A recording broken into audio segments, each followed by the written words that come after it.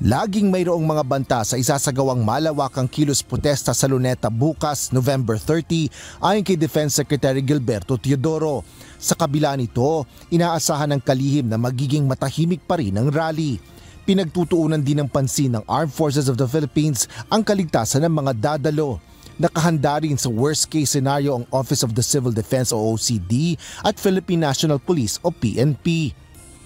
On worst case scenario, sa OCD level yun, hindi AFP level, PNP issue yung peace and order.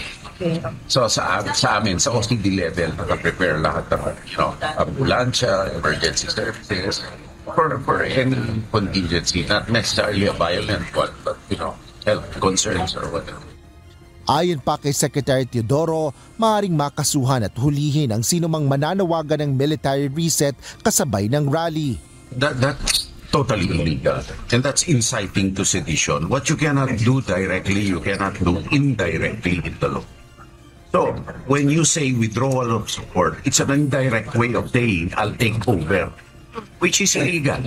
Nilinaw din ng DND Secretary ng pagpapahayag ng galit laban sa mga anomalya ay hindi maituturing na destabilisasyon. Sa halip, ang iligal ay ang mga nananawagan ng pagbibitiw ng suporta at reset.